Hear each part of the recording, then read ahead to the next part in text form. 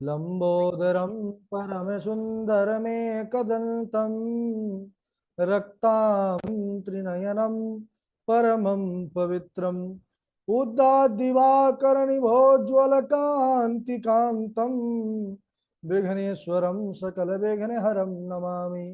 नमः परमहंसा स्वादित चरणकमलचिन्मकरन्दाय भक्तजनमानसनिवासाय श्रीरामचन्द्राय ध्याये नित्यं महेशं रजतगिरिनिभं चारुचन्द्रावतंसं रत्नाकल्पोज्ज्वलांगं परशुमृगवरा भेतिहस्तं प्रसन्नं पदमासीनं समन्तास्तुतममरगणैर्व्रागृकृत्यं वसानं विश्वाद्यं विश्वबीजं निखिलभयहरं पञ्चवक्त्रं त्रिनेत्रं करचरणकृतं वा कायजं कर्मजं वा श्रवणनयनजं वा मानसं वा अपराधं विहितमविहितं वा सर्वमेतत्क्षमस्व। जय जय करुणाब्धे श्री महादेव शंभो। श्रीलक्ष्मीनाथ समारंभं नाथयामुनिमध्यमाम् अस्मदाचार्य पर्यन्तां वन्दे श्रीगुरुपरम्पराम्। अंजनानंदनम वीरम जानकी शोकनाशनम कपीशमक्षहंतारम वंदे लंका भयंकरम। भक्ति भक्त भगवंत गुरु चतुर्नाम बपुएक इनके पद वंदन किए नासत बीन अनेक। बोलिए सांब सदा शिव भगवान की जय। पावन शिव महापुराण की जय। परम मंगलमय परात पर अखिलेश्वर अचिंत कल्याण गुणगण निधान सर्वेश्वर सर्वाधिपति श्रेष्ठ आचरणवान प्रजा के सुखदाता विज्ञान के पूर्ण ज्ञाता देवाधिदेव जगत नियंता जगत ईश्वर पंच तत्वोत्पादक विश्वेश्वर मंगल करता श्री श्याम सदाशिव भगवान के पावन चरणारविंदों पर कोटसा नमन नतमस्तक वंदन एवं अभिनंदन। पराम्बा भगवती जगदीश्वरी शंकर शिव प्राण वल्लभा जगत जननी माँ जगदम्बा माता पार्वती जी के पावन चरणारविंदों पर कोटसा प्रणति। शिवाय शंभु का यह शब्द में विग्रह शिव महापुराण को कोटि कोटि प्रणाम। समस्त भूतादिक सी आराम में सब जग जाने करहु प्रणाम जोरे जो गोपानी।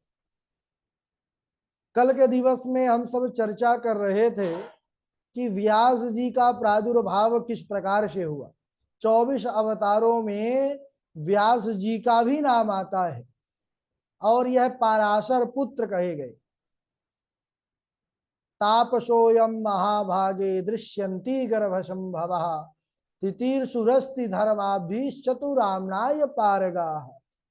वह जो निषाद था अपनी कन्या को परिचय दे रहा है। पराशर जी जब यमुना पार जाने की इच्छुक हुए और वह भोजन कर रहा था, अपनी पुत्री से कहा मत्स्यगंधा से कि पुत्री जाओ, यह दृश्यंती के गर्भ से उत्पन्न हुए बड़े तपस्वी हैं, चारों वेदों के पारगामी विद्वान एवं धर्म के तो समुद्र हैं।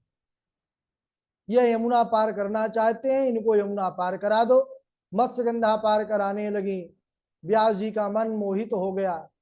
यह दैव की इच्छा थी, क्योंकि व्यास जी ने महाराज बहुत जगह गए और कहते हैं कि मेरा मन कभी बड़ी बड़ी अप्सराओं को देख करके भी कभी चलायमान नहीं हुआ, लेकिन मछली के समान तुम गंध वाली से अगर मेरा मन जुड़ा है तो निश्चित इसमें दैव की कोई लीला समझो, ईश्वर की लीला समझो।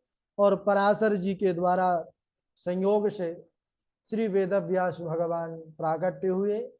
लेकिन जब प्रकट हुए व्यास जी तो नवजात शिशु के समान स्वरूप नहीं था, असाधारण है ना। साधारण मनुष्यों के समान जन्म नहीं होता, इसलिए कहते हैं कि प्रभु का जन्म नहीं होता। उनके जन्म के समय, प्राकट्य के समय कहते हैं सुंदर बड़ी बड़ी उनकी जटाएं थी, त्रिपुंड लगा था, हाथ में कमंडल आदि धारण किए हुए थे।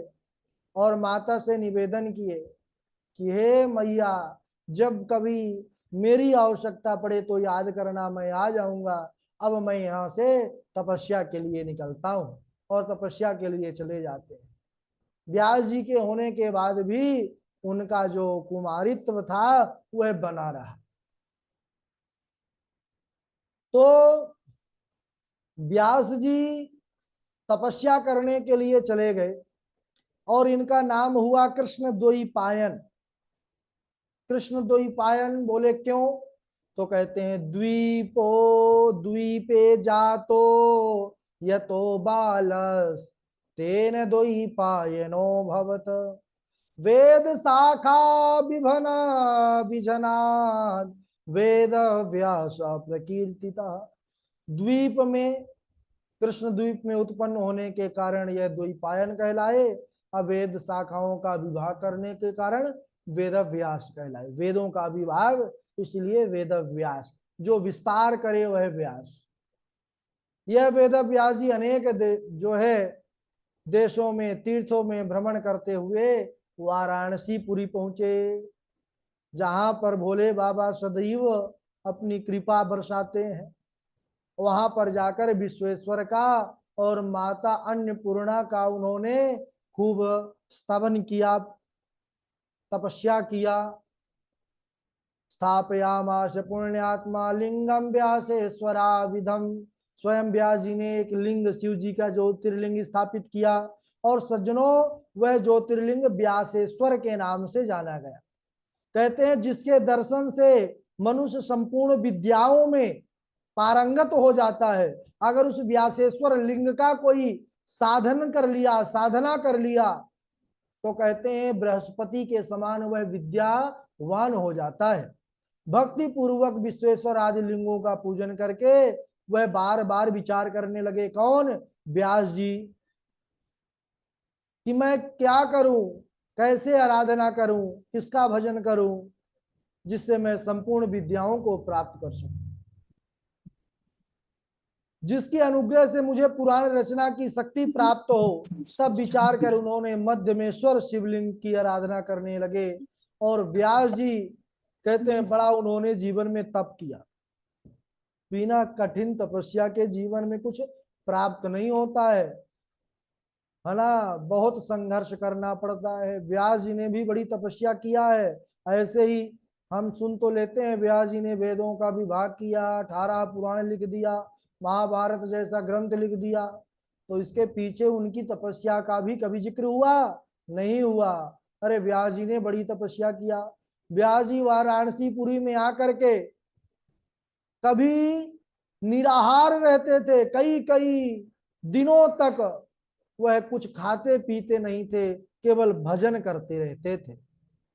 कभी कुछ खाते तो पत्ते खा लेते थे, पत्ते भक्षण करते थे, कभी फल ही खाते थे, कभी केवल शाक खा करके रहते थे, कभी वायु का सेवन करके रहते, कभी जल का पान करके रहते, और कभी कुछ ना पान करते, न जल, न हवा, न भोजन, न फल फूल। तो बोले इतनी कठिन तपस्या उन्होंने किया।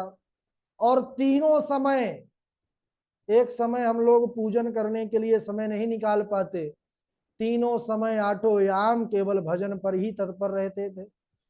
उसी समय भक्त वत्सल भगवान मध्यमेश्वर शिवलिंग से प्रकट हो गए। बोलिए सदा शिव भगवान की जय। उनके वामांग में उमा उसी प्रकार सुशोभित हो रही थी जैसे विद्युत, जैसे बिजली की चमक जो है तो चारों ओर प्रकाश फैला देती है। बड़ा ही अनुपम स्वरूप था। उनका दर्शन करके व्यास जी स्तुति करने लगे। तब भगवान शंकर प्रसन्न होकर वर मांगने को कहा। तो व्यास जी बोले कि हे प्रभु, आपके सामने भी मैं अपनी इच्छा प्रकट करूं। प्रभु मैं जानता हूं आप परमात्मा है, परमेश्वर है, अंतर्यामी है, आपसे तो कोई बात छुपी नहीं है। तब बाल स्वरूप में हमारे शिव जी थे। बोले ठीक है, आपकी सभी मनोकामना पूर्ण होंगी। क्या? बोले कंठे स्थित्वा तव ब्रह्म नंतर्याम्य हमीश्वरा सेतिहास्य पुराणानि सम्यक निर्भाप्यामि हम। हे ब्रह्मण, मैं अंतर्यामी ईश्वर स्वयं आपके कंठ में स्थित होकर के इतिहास पुराणों का निर्माण आपसे करवाऊंगा। तो यह सब सदा शिव की ही लीला है, जो यह सब हम सबको प्राप्त हो रहा है। आपने यह जो अभिलाषक स्तोत्र हमारे सामने कहा है, शिव स्थान में अगर कोई भी मनुष्य 1 वर्ष तक इस अभिलाषक स्तोत्र का पाठ करेगा तीनों कालों में, तो उसकी सभी मनोकामनाएं पूर्ण होंगी, इसमें कोई संशय नहीं है। ऐसा कह करके बाल स्वरूप शिव सदाशिव महादेव उसी शिवलिंग पर अदृश्य हो गए। व्यास जी भगवान शिव की कृपा से 18 पुराणों की रचना किए, हम सब तो जानते हैं। बोले कौन कौन? तो कहते हैं ब्राह्मण पादमम वैष्णवम च शैवम भागवतम तथा भविष्यम नारदीयम च मार्कंडेय मतः परम आग्नेयम ब्रह्म वैवर्तम लिंगम वाराहमेव च वामनाख्यम तथा कौर्म्यम माहात्म्यम गरुणमेव च स्कांदम तथैव ब्रह्मांडा आख्याम पुराणम च प्रकीर्तितम यस्या संपूर्णदम नृणाम श्रोत्रीणाम सांकरम यशः। उमा संहिता और 44वां अध्याय का 120, 121, 122 श्लोक नंबर, इसमें वर्णन है कि कौन कौन से पुराण रचे। बोले ब्रह्म पद्म विष्णु शिव भागवत भविष्य नारदी मार्कंडेय अग्नि ब्रह्म वैवर्त लिंग वाराह वामन कूर्म मत्स्य गरुण स्कंद तथा ब्रह्मांड, ये पुराण जो है कहे गए हैं। सूत जी बोले कि व्यास जी, आपने जिन 18 पुराणों के नाम कहे हैं, अब उनका निर्वाचन कीजिए, बतलाइए कि यह पुराण कब और किस लिए बना, उसमें क्या चर्चा है, क्या वार्तालाप है, उस पुराण का विषय क्या है। तो लंबी चर्चा है भाई, 18 पुराणों की है। आज यहीं तक, फिर आगे हम अगले दिवस श्रवण करेंगे। बोलिए सदाशिव भगवान की जय, और आप सभी लोगों की भी जय। मेहनत कर रहे हैं और मेहनत करते रहिए। चलिए बारी बारी से श्लोक सुनाएंगे। डॉक्टर साहब तो जुड़े नहीं हैं, तो स्वामी गोपिकानंद जी हैं। अच्छा जुड़े हैं डॉक्टर साहब, ठीक है, लेकिन नेटवर्क में नहीं है। तो सबसे पहले विशाल जी, स्वामी गोपिकानंद जी और गगन जी, नियति जी, चलिए। प्रणाम गुरुदेव। श्लोक तो थे नहीं गुरुदेव। अच्छा श्लोक भेजे नहीं थे क्या? नहीं गुरुदेव। हाँ भेजे नहीं थे, हमको याद आ गया। क्या करें, इस समय थोड़ा सा